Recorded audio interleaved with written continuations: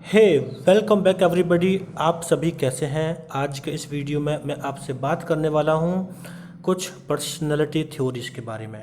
वो कौन सी personality theories हैं जिसके बारे में मैं आपसे बात करूंगा, आप उसे थंबनेल पर देख चुके हैं।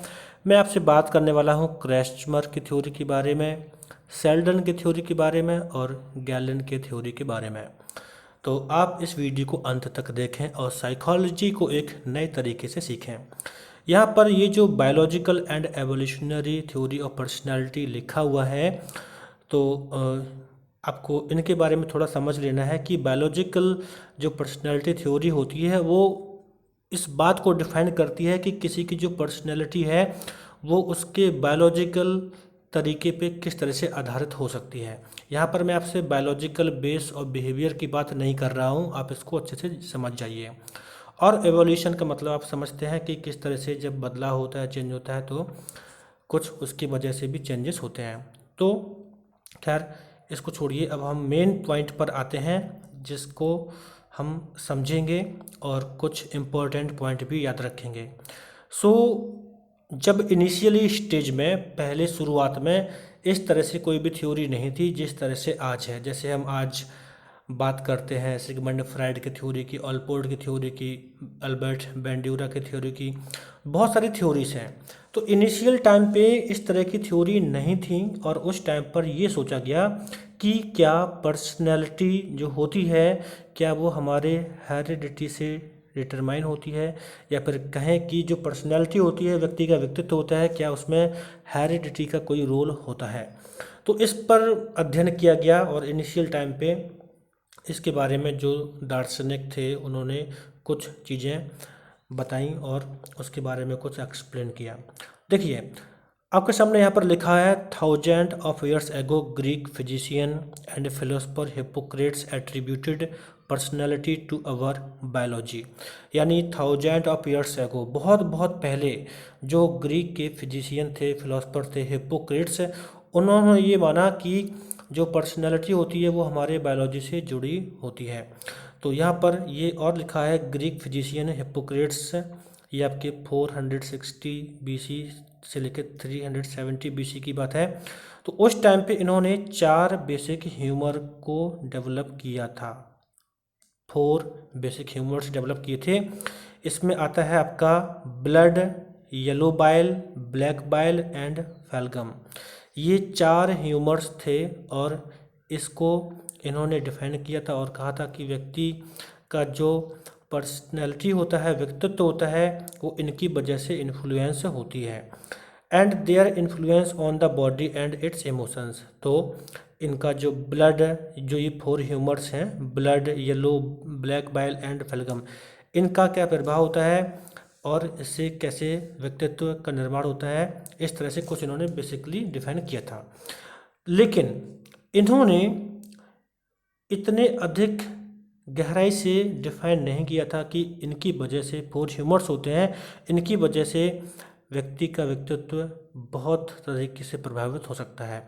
तो समय गुजरता गया और 500 साल के बाद, लगभग 500 साल के बाद, जो ग्रीक फिजिशियन थे जिनका नाम था गैलेन, उन्होंने बताया कि पर्सन्स का जो टेम्परामेंट होता है वो डिपेंड करता है रिलेटिव क्वांटिटीज़ ऑफ 4 ह्यूमर्स और फ्लूइड। यानी ये जो 4 ह्यूमर्स या फ्लूइड होते हैं व्यक्ति में, blood, yellow bile, black bile and phlegm, ये डिफाइन करते हैं कि व्यक्ति का जो टेम्परामेंट है वो कैसा होगा, उसका व्यक्तित्व कैसा होगा।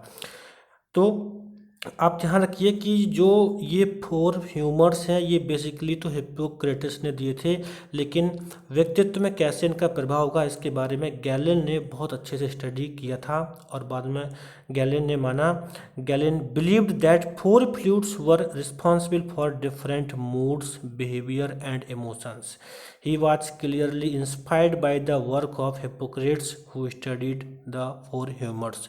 तो यहाँ पर भी मैंने लिखा है, आप इसको समझ लीजिए कि जो गैलेन थे वो हिप्पोक्रेट्स के वर्क से इंस्पायर्ड हुए थे और उन्हीं की चीज़ों को लेके आगे अच्छे से बताया कि व्यक्ति का जो भी टेम्परामेंट होता है वो डिपेंड करता है 4 जो ह्यूमर्स हैं उन पर। अब यहाँ पर आप थोड़ा सा देख लीजिए कि जो ये 4 ह्यूमर हैं और ये टेम्परामेंट है और जो किसी व्यक्ति का जो करेक्टरिस्टिक्स होगा पर्सनैलिटी का, वो क्या है, इसको आप समझ लीजिए। तो ये यहाँ पर नाम लिखा है ह्यूमर का, और इस साइड टेम्परामेंट, इस साइड करेक्टरिस्टिक्स ऑफ पर्सनैलिटी। अगर किसी व्यक्ति का जो ह्यूमर है, अगर वो ब्लड है, तो उसका टेम्परामेंट कैसा होगा, सेंजियन। सेंजियन का मतलब होता है ऑप्टिमिस्टिक टाइप का, आशावादी टाइप का, होपफुल टाइप का। तो यहाँ पर ये जो करेक्टरिस्टिक्स होगा व्यक्ति का, वो कैसा होगा, करेजियस टाइप का, होपफुल पर्सन होगा, और वो बहुत ही ज़्यादा किसी भी तरह की कंडीशन में वो कैसा होता है, आशावादी होता है। अगर किसी व्यक्ति में येलो बाइल का ह्यूमर ज़्यादा है, तो वो उसका जो टेम्परामेंट है वो कैसा होगा, कॉलरिक। और ये जो कॉलरिक टेम्परामेंट होता है, ये कैसा होता है, इरिटेबल टाइप का, बहुत जल्दी से छोटी छोटी बातों पे गुस्सा हो जाना, शॉर्ट टेम्पर्ड, और इस तरह से इस व्यक्ति का ये पर्सनैलिटी करेक्टरिस्टिक्स होता है। और ब्लैक बाइल, जो ये ब्लैक बाइल होता है, इसका जो टेम्परामेंट है वो है मेलनकोली, और इसका मतलब होता है डिप्रेस्ड टाइप का। इंट्रोस्पेक्टिव टाइप के लोग होते हैं, ये सेंटिमेंटल टाइप के लोग होते हैं, और अपने आप में खोए रहते हैं, और इन्हें ज़्यादा मतलब नहीं होता है। और अगर ह्यूमर आपका फेलगम है, तो इसका जो टेम्परामेंट होता है, जिसका नाम दिया गया है फेलगमेटिक, और इस तरह कि जो लोग होते हैं वो शांत प्रवृत्ति के होते हैं, काम होते हैं, और अनइमोशनल होते हैं। देखिए, आपने देखा होगा कि जो व्यक्ति चुपचाप रहता है, तो वो उसे ज़्यादा कोई फर्क भी नहीं पड़ता है किसी तरीके की बात से, वो अपने आप में बिजी रहता है। तो बेसिकली आप यहाँ पर इस बात को ध्यान रखिए कि इनिशियल टाइम पर जब व्यक्तित्व के लिए जो भी अध्ययन किए गए थे, तो उसके लिए सबसे पहले आपका यहाँ पे जो हिप्पोक्रेट्स है, इन्होंने 4 टाइप के ह्यूमर्स दिए थे, जिनके नाम आपको याद रखने हैं। इसके बाद कुछ समय के बाद, लगभग 500 सालों के बाद, जो ग्रीक फिजिशियन गैलेन थे, इन्होंने स्टडी किया, एंड इन्होंने अच्छे से बताया कि जो 4 फ्लूइड्स होते हैं वो रिस्पॉन्सिबल होते हैं व्यक्ति के बिहेवियर्स के लिए, उसके मूड्स के लिए, और इन्होंने अच्छे से इसको डिफाइन किया था। तो यहाँ पर आपको एक इम्पॉर्टेंट पॉइंट ये ध्यान रखना है कि गैलेन ने ये 4 ह्यूमर्स नहीं दिए थे, ये आप अच्छे से याद रखिएगा। एंड यहाँ पर जो ह्यूमर है, उनके कौन से टेम्परामेंट हैं और उनका पर्सनालिटी करेक्टरिस्टिक्स क्या है, आप इनको भी याद रखिएगा। Now let's start. हम समझेंगे क्रेस्टमर के थ्योरी के बारे में। आपने क्रेस्टमर का नाम सुना होगा और इसकी थ्योरी के बारे में पहले पढ़ा होगा। क्रेस्टमर ने जो थ्योरी डेवलप की थी, वो शारीरिक लक्षणों के आधार पर थी।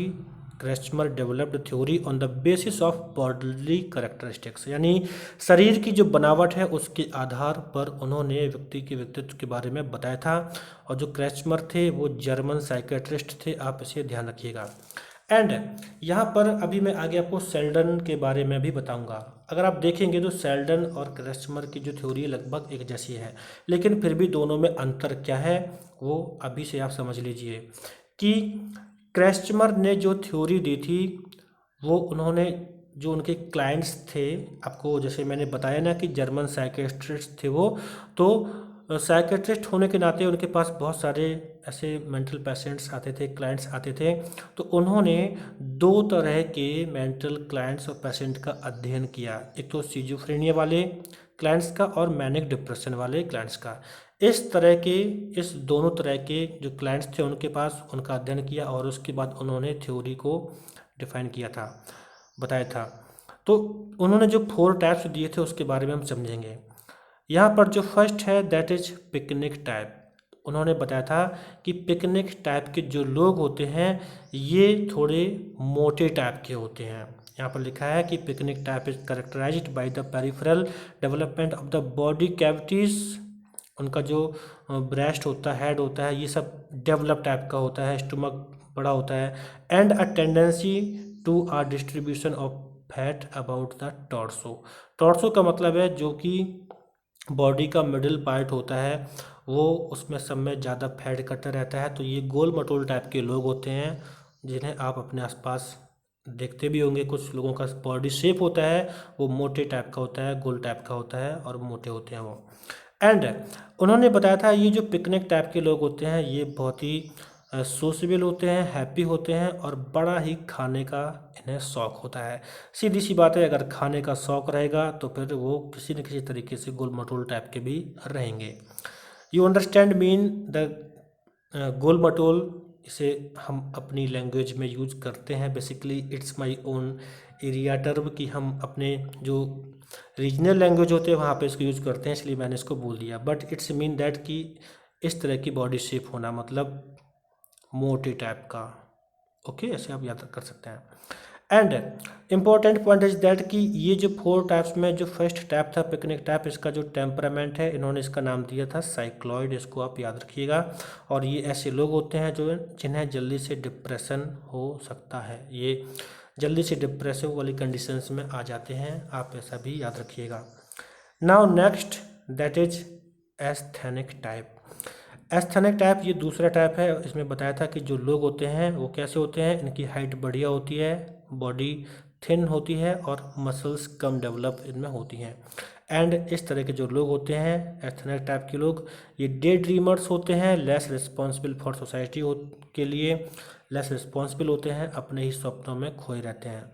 एंड आपको ध्यान रखना है कि इस तरह के जो लोग होते हैं इनमें स्किज़ोफ्रेनिया जल्दी से डेवलप होने के चांस होते हैं। और इन्होंने बताया था कि ये जो एस्थेनिक टाइप के लोग होते हैं इनका जो टेम्परामेंट होता है उसे कहते हैं सिजियोट।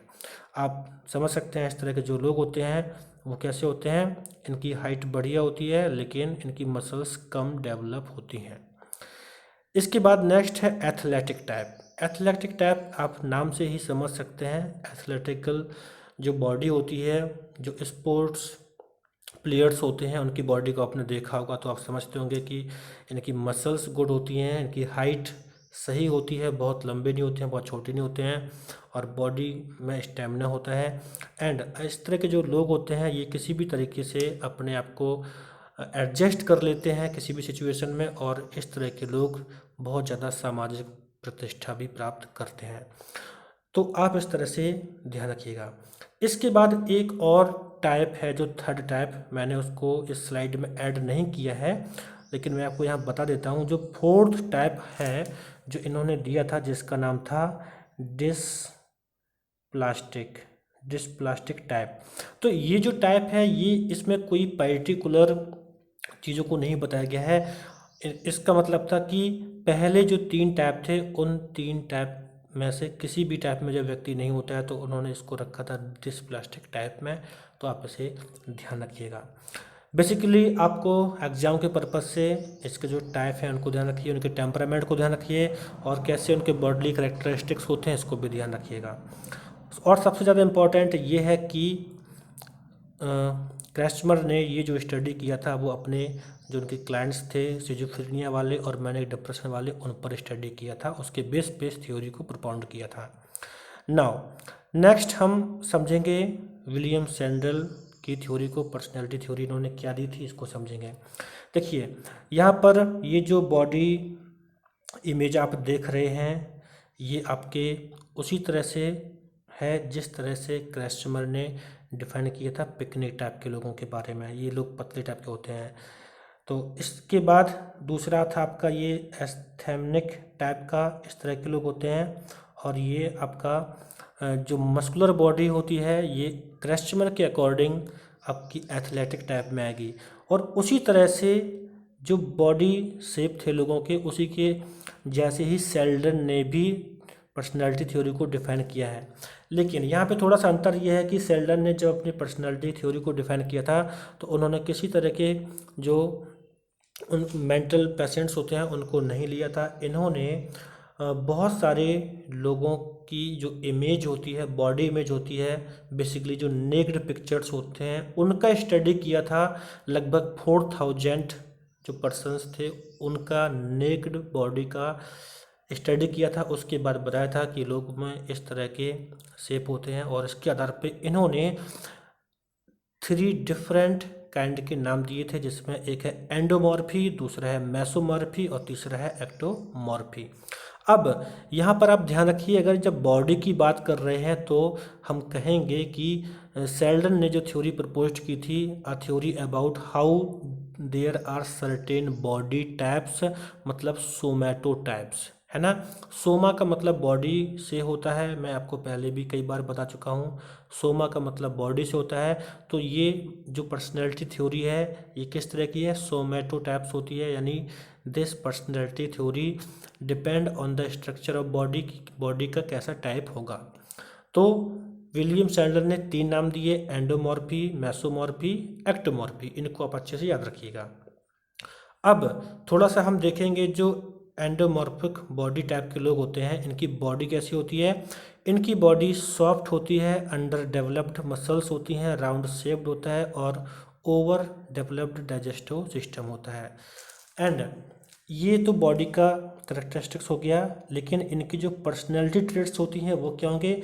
ऐसे लोग खाना पसंद करते हैं, टॉलरेंट टाइप के होते हैं, चीज़ों को सहन करते हैं, और इनमें ज़्यादा इमोशंस को लेकर उतार चढ़ाव नहीं होता है, लव और कंफर्ट पसंद करते हैं, सोशेबल होते हैं एंड गुड ह्यूमर्ड, इनमें अच्छी क्वालिटी होती है, relaxed and need for affection. तो ये इनके पर्सनैलिटी ट्रेट्स होते हैं, आप इसे याद रखिएगा।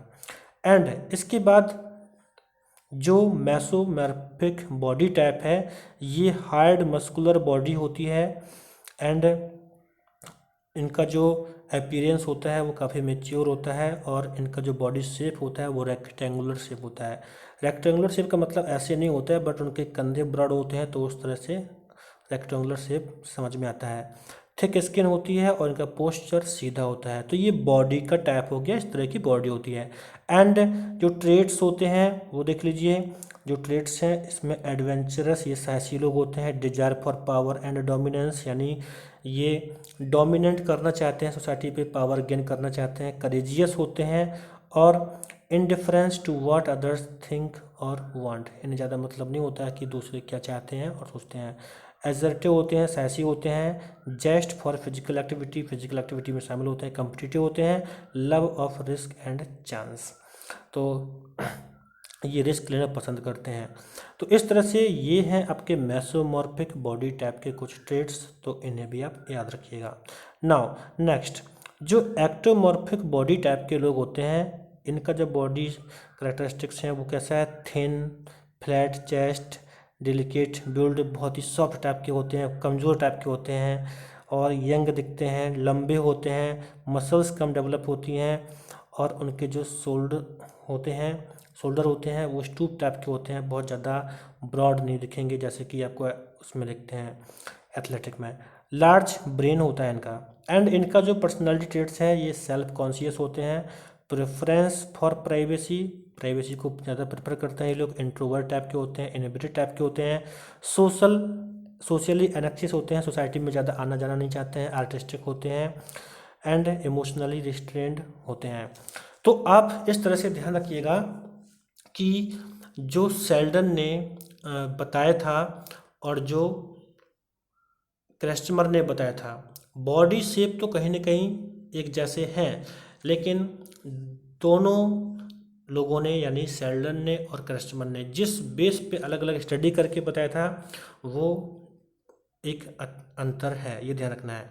अब यहाँ पर थोड़ा सा आप एक ही इमेज में देख लीजिए कि जो क्रेस्टमर और जो सेल्डन का बॉडी टाइप है वो लगभग मिलता जुलता है। जैसे कि क्रेस्टमर का जो एस्थेनिक टाइप है वो सेल्डन के एक्टोमॉर्फ से मिलता है, और इनका जो करेक्टरिस्टिक्स हैं वो कॉमन आपको उस तरह से मिलेंगे। एथलेटिक मेसोमॉर्फ से मिलता है, इसके करेक्टरिस्टिक्स हैं। तो पिकनिक है एंडोमॉर्फ से, और डिस्प्लास्टिक जो मैंने आपका क्रेस्टमर में बताया था ये असामान्य टाइप के होते हैं, यानी इन तीनों चीज़ों में जो नहीं मिलती हैं वो डिस्प्लास्टिक में रखे जाते हैं, जबकि सेल्डन ने केवल 3 टाइप ही बताए थे। तो आप इस इमेज को अच्छे से समझ लीजिए, और यहाँ पर क्या सिमिलरिटी है क्रेस्टमर और सेल्डन के बॉडी टाइप में उनको अच्छे से समझ लीजिए, तो आप अच्छे से जान पाएंगे, समझ पाएंगे। और परीक्षाओं में अगर ऐसा पूछ लिया जाता है कि क्रेस्टमर का एथलेटिक टाइप सेल्डन के किस टाइप से मिलता है तो आप निश्चित ही बता पाएंगे, तो इसे आप ध्यान रखिएगा। ओके, तो अब मैं आपसे मिलता हूँ नेक्स्ट वीडियो में। आप मेरे साथ जुड़े रहें और इस PDF को आप टेलीग्राम पर जाकर प्राप्त कर सकते हैं। थैंक यू, मैं मिलता हूँ आपसे नेक्स्ट वीडियो में।